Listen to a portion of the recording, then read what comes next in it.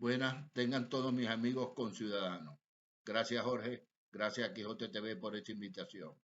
En el marco del aniversario de mi consultorio y como consecuencia de haber observado una relajación social, no solo en mi país, sino en nuestra región, en el último acto político realizado recientemente el pasado domingo, donde observé con mucha preocupación, malestar y disgusto cómo las personas salieron a la calle sin ningún tipo de cuidado, como si la situación de peligro sanitario ya hubiese pasado, como si no existiera. Quiero, en la medida de lo posible, contribuir a emplear los conocimientos e información a un tema médico sumamente importante y de interés vital para todos. Me refiero a la enfermedad y vacunación contra el COVID-19. Comienzo refrescando algunas características del virus causante, que como saben, esta enfermedad hoy pandémica ha causado tanto malestar y dolor a nivel mundial. Esto lo causa un virus del tipo coronavirus, perteneciente a los beta coronavirus, que tienen una alta afinidad por la vía respiratoria, que no es nuevo como muchos creen, porque es conocido ya desde el siglo pasado. Incluso la gripe española posteriormente se determinó que era causada por uno de ellos, un virus de la influenza, pero en este caso es el SARS-CoV-2, y que se caracteriza por ser un poco pesadito, por eso que la distancia de desplazamiento es muy corta, de metro a metro y medio, y luego cae porque pesa 200 nanogramos. No es como el virus del sarampión, que es muy liviano y por eso se puede desplazar desde la persona que lo exhala hasta 10 metros. Y es pesado porque está compuesto por 3 proteínas, azúcares, y además tiene en su interior doble cadena de ARN. Estas capas de proteínas son muy importantes y son tres. La externa,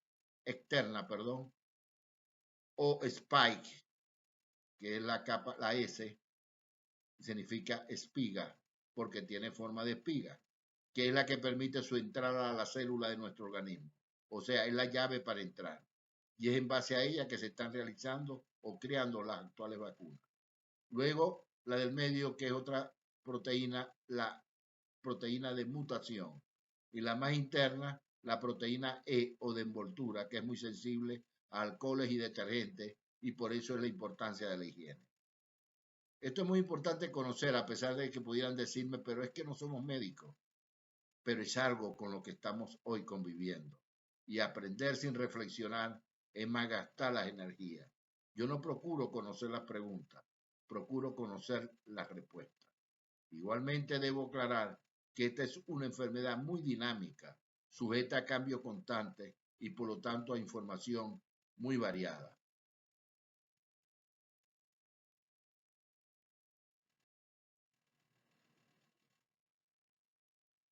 Comenzando con la curva de transmisibilidad de casos nuevos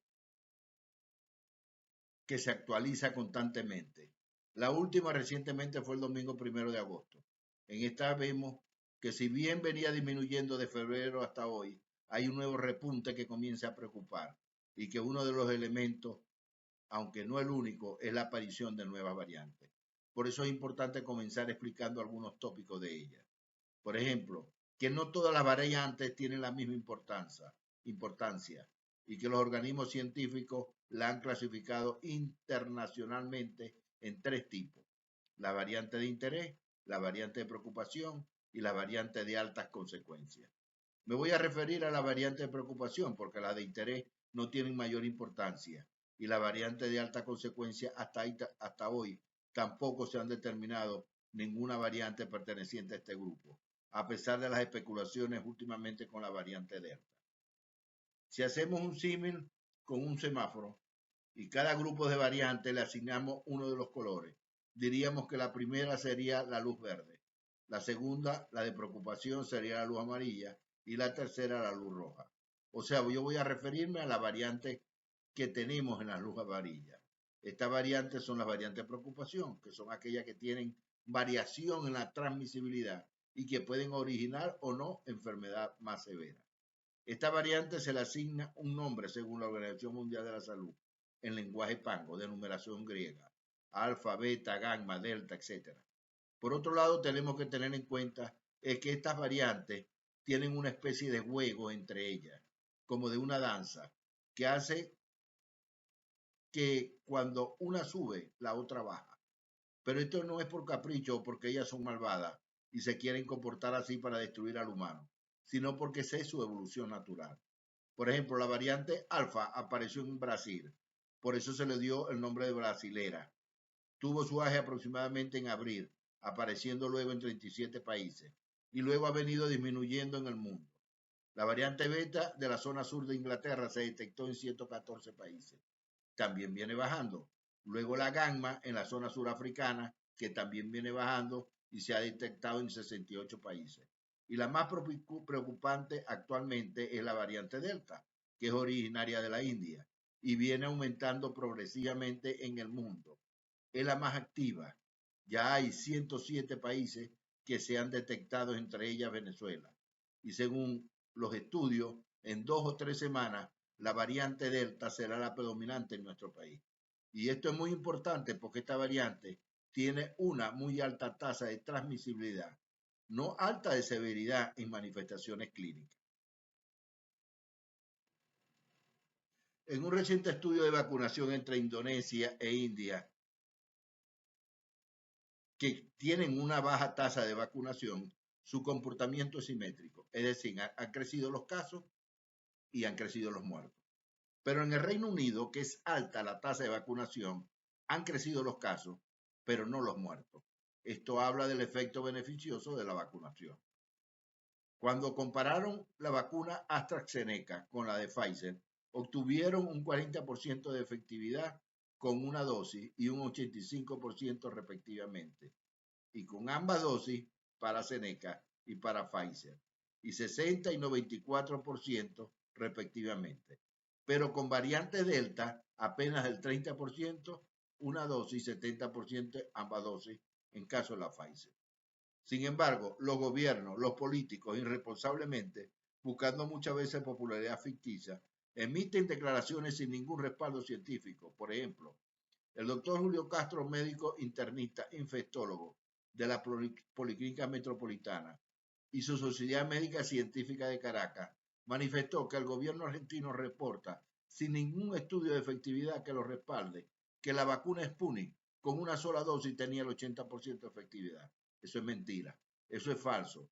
No hay ningún estudio, ni siquiera de los laboratorios de Sputnik, que hayan publicado ese estudio de efectividad. Pfizer y AstraZeneca, sí, ellos publican continuamente sus estudios. La última publicación fue la semana pasada de la efectividad de una sola dosis biológica. Ahora bien, ellos, los argentinos, tienen más de 300.000 pacientes tratados con Sputnik, así que pueden fácilmente publicar estudios con respecto a su efectividad en base a su experiencia. Pero ¿por qué no lo han hecho? Por otro lado, no se puede extrapolar ni tampoco mezclar vacunas para corregir un déficit de vacunas hasta tanto no se concluyan los estudios.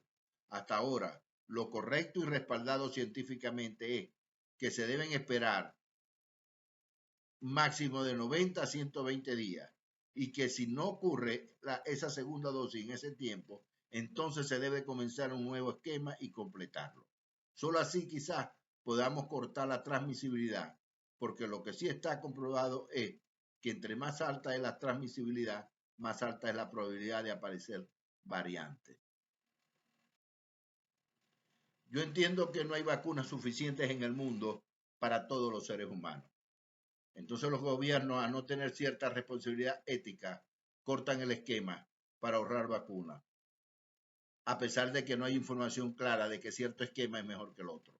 Hay que tomar en cuenta el nivel de riesgo de la persona, porque hay alto nivel de personas susceptibles. Lo que no se debe es ir para adelante y para atrás, porque no tiene sentido. Una cosa es lo que dicen los políticos o los gobiernos para rendir o ahorrar vacunas, y otra es lo que dicen los estudios de protección de inmunodensidad. Es posible que pueda tener cierta lógica de extender más tiempo una segunda dosis para ahorrar vacunas, como política de salud pública. Esto podría o no gustarnos, pero tiene una lógica. Por ejemplo, si yo tengo 1000 vacunas para vacunar a 500 personas con las 2 dosis, a lo mejor decido vacunar a 1000 personas con una sola dosis y extender el tiempo de espera para la segunda dosis. Porque la vacuna no se vence como la cédula, como un documento. Ella lo que hace es que induce a nuestro organismo a producir anticuerpos para defenderse de una enfermedad y puede ir disminuyendo paulatinamente en el tiempo. Pero esa defensa hasta ahora no se sabe en cuánto tiempo va a ocurrir. Lo que no es correcto es que un día te digan segunda dosis a los 21 días, segunda dosis a los 28, o a los 45, o a los 2 meses, y luego te vengan con otra cosa, porque no hay lógica en eso. Y esto sucede porque no hay una planificación. Ahora, vamos a hacer una reseña sumamente importante sobre la vacuna. Hasta ahora solo Pfizer Biotech, Moderna, y la Johnson Johnson y algunas de AstraZeneca son los que han publicado estudios al respecto, pero sobre todo las vacunas de origen ARN mensajero, quizá por ser las que salieron primero y tienen más cifras para sustentarlo. Estos estudios reportan que son efectivas contra la infección del SARS-CoV-2, incluyendo no solo las infecciones sintomáticas, sino las asintomáticas. También contra la enfermedad grave, hospitalización y la muerte. Y reportan inclusive que ofrecen protección conocida, incluida la variante Delta, que incluso en los Estados Unidos está asociada a una mayor transmisibilidad.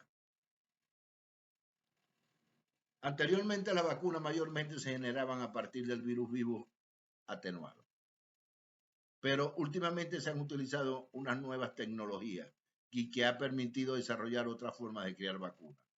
Así que hoy tenemos 3 tipos de vacunas. La vacuna de ARN mensajero, la vacuna de vector viral y la vacuna de virus inactivo. La vacuna de ARN mensajero contiene un material del virus que causa el COVID-19, pero ese material es la proteína de envoltura solamente, o sea, es la cáscara, sin nada por dentro. Y es lo que hace es que instruye a nuestra célula a crear una proteína inocua, que es exclusiva del virus. De esta manera el organismo reconoce que esa proteína no debería estar presente, entonces crea linfocitos T y B que van a recordar cómo defenderte del virus que causa el COVID-19 cuando venga una infección. De este tipo son la de Pfizer, Biotech, que la creó Estados Unidos y Alemania, en 2 dosis intramuscular con un intervalo de 21 días y que se ha comprobado una efectividad de 95. La Moderna, que la creó Estados Unidos también en Massachusetts, con un tipo de vacuna también de ARN mensajero con 2 dosis intramuscular con un intervalo de 28 días cada una y con una efectividad de 94%. Y es adquirida recientemente también en Colombia. Las vacunas de vector viral, tenemos la de Janssen, de Johnson Johnson, que la creó Estados Unidos conjuntamente con Europa, con Bélgica. Es la única vacuna que existe de una sola dosis. Es de vector viral y tiene una efectividad del 67%. AstraZeneca, que la creó Inglaterra con el Reino Unido, de 2 dosis con un intervalo de 8 a 12 semanas y que tiene una efectividad del 64%. La Sputnik, que nos interesa porque es una de las vacunas que llegó a nuestro país, que fue creada por Rusia, por Moscú, al igual que la vacuna AstraZeneca. Sputnik 5 es una vacuna hecha de vectores virales, es decir, se usa el material genético, el cual contiene las instrucciones para hacer el antígeno. Pero a diferencia de la vacuna del RNA, el material genético que va a bordo de un virus distinto es otro vector.